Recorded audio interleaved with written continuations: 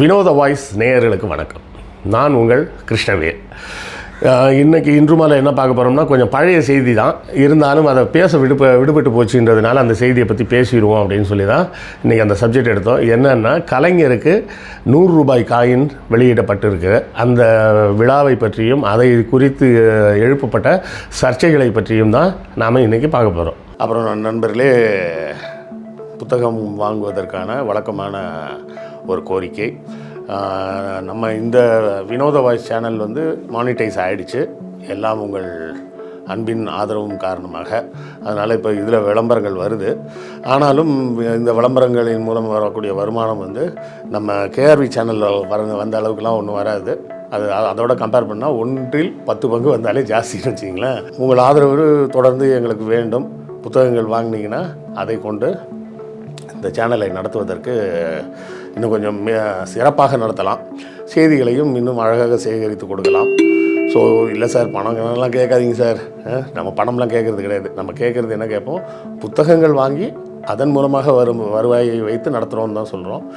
இல்லை சார், புக்கெல்லாம் வாங்குறதுக்கெல்லாம் இப்போதைக்கு முடியாது சார், படிக்கிறதுக்கே எனக்கு நேரம் இல்லை சார் அப்படி இப்படின்னு நிறைய பேர் சொல்லலாம்.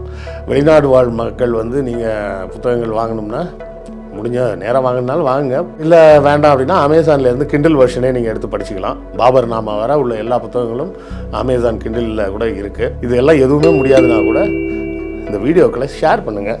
ஷேர் பண்ணாலே அதுவும் ஒரு வகையால் ஆதரவு தான். லைக் போடுங்க, கமெண்ட் போடுங்க, எல்லாமே ஆதரவு தான். ஸோ ஏதாவது ஒரு வகையில் எங்கள் சேனலுக்கு தொடர்ந்து உங்கள் ஆதரவை கொடுத்து கொண்டே இருங்க. கலைஞருக்கு 100 ரூபாய் காயின் வெளியிட்டாங்க, சரியா? அதை நமது முதலமைச்சர் ஸ்டாலின் அவர்கள் சொல்லும்போது என்ன சொன்னாங்கன்னா, இந்த 100 ரூபாய் காயின் என்பது 10,000 ரூபாய்க்கு சமமானது அப்படின்னு அவர் மகிழ்ச்சியை தெரிவித்தார். இந்த 10,000 ரூபாய் அப்படின்றதுல ஒரு பெரிய செய்தி ஒன்று இருக்குது, வரலாற்று செய்தி. அதாவது கலைஞர் அவர்கள் மந்திரிக்குமாரி படம் எழுதி முடித்ததுக்கப்புறம் அவர் ஊருக்கு போயிட்டார். ஏன்னா அங்கே கொஞ்சம் அவருக்கு அடுத்த வேலை எதுவும் கிடைக்கல, கொஞ்சம் கஷ்டமாக இருக்குதுன்னு சொல்லிட்டு சேலத்துலேருந்து மறுபடியும் திருவாரூருக்கே போயிட்டார். அதன் பிறகு அவங்க நண்பர்கள்லாம் கூப்பிட்டு தான், நீங்கள் திருவாரூர்லேயே இருந்தீங்கன்னா ஒன்றும் செய்ய முடியாது, நீங்கள் இங்கே வந்துடுங்க அப்படின்னு. அந்த காலகட்டத்தில் அவங்க முதல் மனைவி இறந்துட்டாங்கன்னு நினைக்கிறேன், சரியாக எனக்கு நினைவில்லை. முதல்ல அவரோட மனைவியோடு தான் அந்த சேலத்தில் இருந்தார். அதன் பிறகு போயிட்டார். இன்றைக்கும் அந்த வீடை அவர் தங்கியிருந்த அந்த வீடை அந்த வீட்டு ஓனர் அப்படியே மெயின்டைன் பண்ணிக்கிட்டு இருக்கிறார் சேலத்தில்ன்றது ஒரு முக்கியமான செய்தி. அப்போது அவர் கலைஞரை மறுபடியும் சேலத்துக்கு வர சொல்கிறாங்க. மாடர்ன் தியேட்டர்ஸில் மாதம் 500 ரூபாய் சம்பளம். எப்போது 40களில் 500 ரூபாயெலாம் ஒரு சம்பளமா சார் அப்படின்லாம் நினைக்காதீங்க. அப்போ 40களில் தங்கத்தோட விலையே எவ்வளோ தெரியுமா? கிராம் 10 ரூபா தான், சரியா? கிராம் 10 ரூபா விற்கிற காலத்தில் மாதம் 500 ரூபாய் சம்பளம் அப்படின்னா எவ்வளோன்னு பார்த்துக்குங்க. கிட்டத்தட்ட மாதம் 50 கிராம் கோல்டே வாங்கலாம். 50 கிராம் கோல்டு வாங்கலாம்னா இன்றைக்கி தேதிக்கு எவ்வளோன்னு கணக்கு போட்டுக்குங்க. இன்றைக்கி தேதிக்கு கிட்டத்தட்ட 2.5 லட்ச ரூபாய்க்கு மேலே சொல்லலாம். அவ்வளோ பெரிய சம்பளத்தில் அப்போவே வேலைக்கு போனவர். அப்போது அந்த நேரத்தில் கலைவாணர் NSK என்ன பண்ணுறாருன்னா, இவரை பார்த்துட்டு அவர் அப்போ தான் கொஞ்சம் பிரச்சனைகள்லாம் முடிஞ்சு வர்றாரு. அவருக்கும் கொஞ்சம் அதுக்கு முன்னாடி இந்த கேஸ் அது இதுன்னு நிறைய ப்ராப்ளமாக இருந்தது. அதன் பிறகு அவர் மணமகள்னு ஒரு படம் எடுக்க போகிறேன் அப்படின்னு சொல்லிட்டு, அந்த படத்துக்கு நீங்கள் கதாவசனம் எழுதணும் அப்படின்னு சொல்லி கலைஞரை கேட்குறாரு. சரிங்க எழுதுறேன் அப்படின்றாரு. என்ன சம்பளம் வேணும் அப்படின்னு கேட்டோடனே இவர் இங்கே ஏற்கனவே மாத சம்பளத்தில் வேலை பார்க்கறதுனால எவ்வளோ சம்பளம் கேட்குறதுன்னு தெரியல. உடனே கலைஞர் என்ன பண்ணாராம், அது கலைவாணர் என்ன பண்ணுறாரு, ஒரு 4 சைபர் போட்டு அதுக்கப்புறம் 1ன்னு போட்டு ஒரு பேப்பரில் போட்டு இருந்தாங்க, இந்த 1 ரூபா போதுமா அப்படின்னு கேட்டால் இப்படி நீட்டியிருக்கார். அவர் அந்த பக்கத்துலேருந்து பார்த்துக்கிட்டு, நீங்கள் 1 ரூபான்னு சொல்கிறீங்க, எனக்கு இங்கேருந்து பார்த்தா 10,000 ரூபாய் மாதிரி தான் தெரியுது அப்படின்னாராம். ஏன்னா அங்கேருந்து பார்க்கும்போது 1 முன்னாடி இருக்கும், அப்புறம் 4 சைபர் வரும்ல.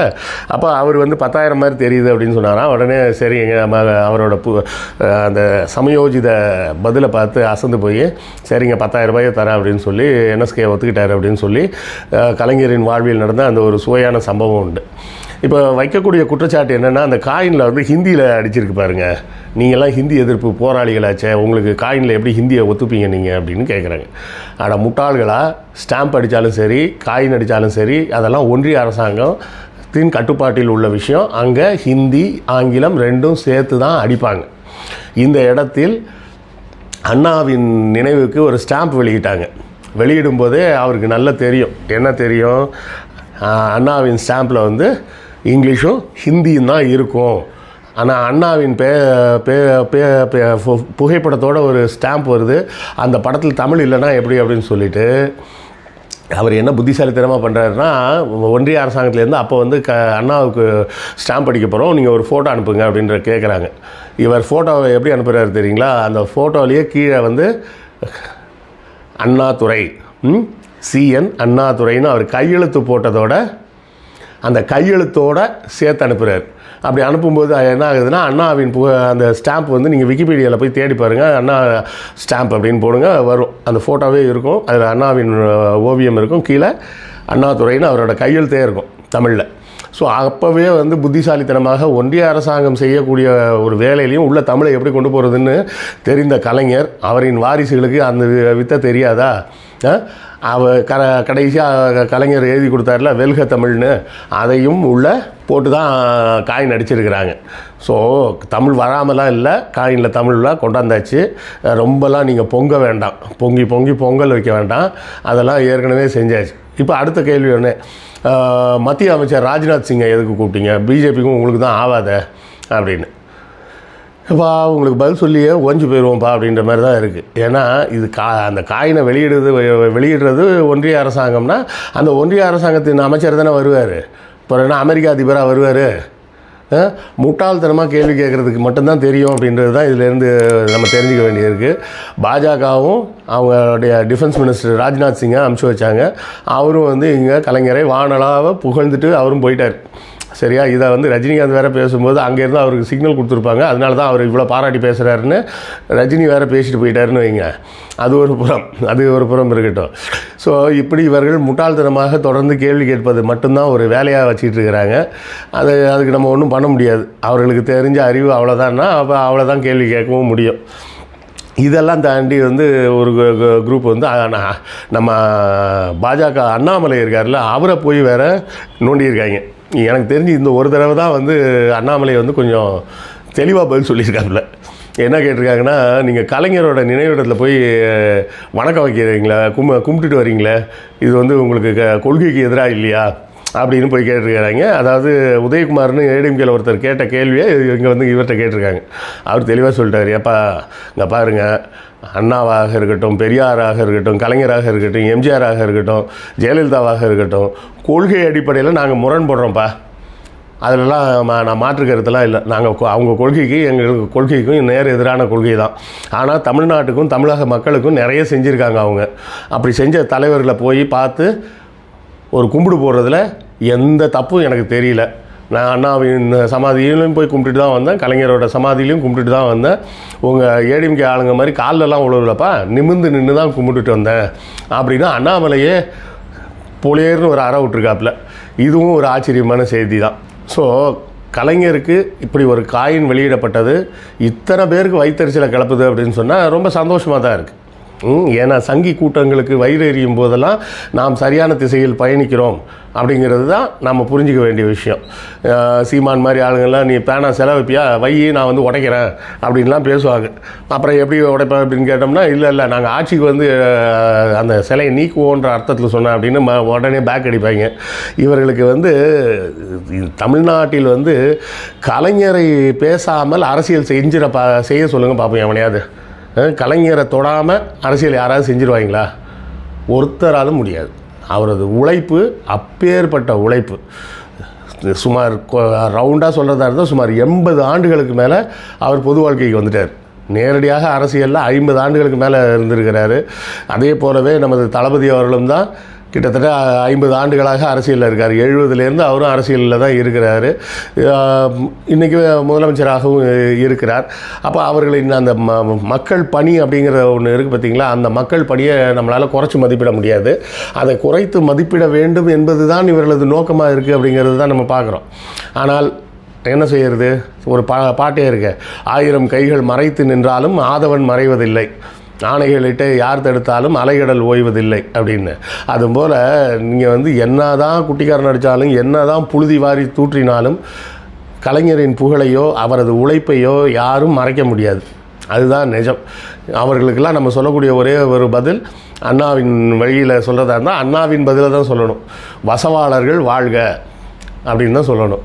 அதே போலவே கலைஞரும் சொன்னதை சொல்லணும்னா, நம்மிடம் ஒரு நல்ல பையனை பெற்றவர்கள் எல்லோரும் நம்மிடம் நன்றியோடு இருப்பார்கள் என்று நாம் எதிர்பார்க்கக்கூடாது அப்படின்னு சொன்னார்.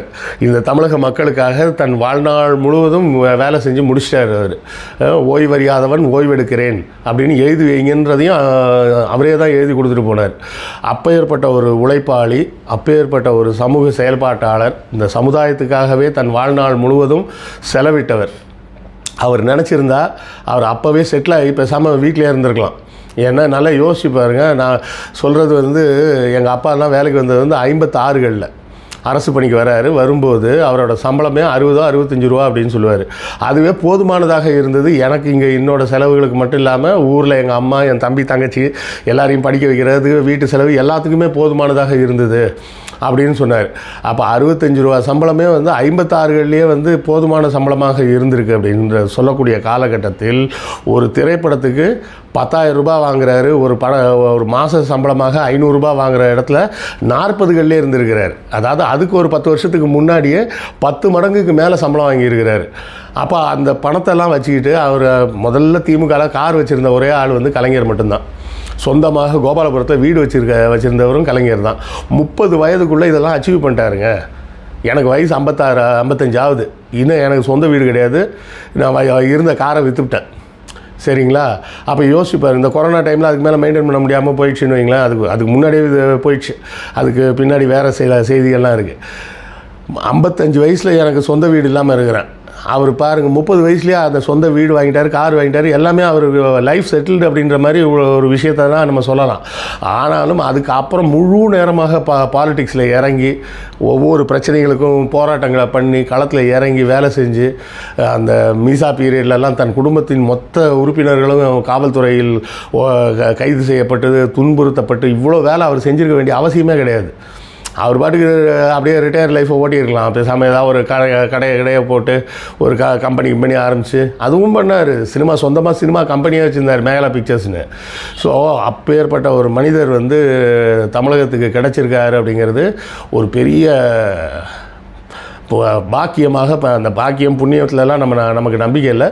இருந்தாலும் மக்களுக்கு புரிகிற மாதிரி சொல்கிறதா இருந்தால் அப்படி தான் நம்ம சொல்ல முடியும். வையத்து வாழ்வாங்கு வாழ்வான் வானுரை தெய்வத்துள் வைக்கப்படும் அப்படின்னு திருவள்ளுவர் சொன்னது போல் ஒருத்தன் முழுமையாக மக்களுக்காக ஒருத்தன் வாழ்ந்தான்னா அவனை தெய்வமாகவே மக்கள் கருதுவார்கள் அப்படின்னு சொல்கிற மாதிரி கலைஞர் தன்னுடைய வாழ்க்கையை வாழ்ந்து முடித்து விட்டு சென்று விட்டார். அவருக்கு காயின் போட்ட இடத்துல இவங்க இவ்வளோ அரசியல் இன்னும் பண்ணிக்கிட்டு தான் இருக்கிறாங்க. கலைஞர் இறந்தாலும் அவரை நீங்கள் அரசியலிலிருந்து ஒதுக்க முடியாது அப்படின்றதுக்கு உண்டான உதாரணம் தான் அது அப்படிங்கிறத செய்தியை பார்க்கலாம். உங்கள் கருத்துக்களை கமெண்ட்டில் சொல்லுங்கள்.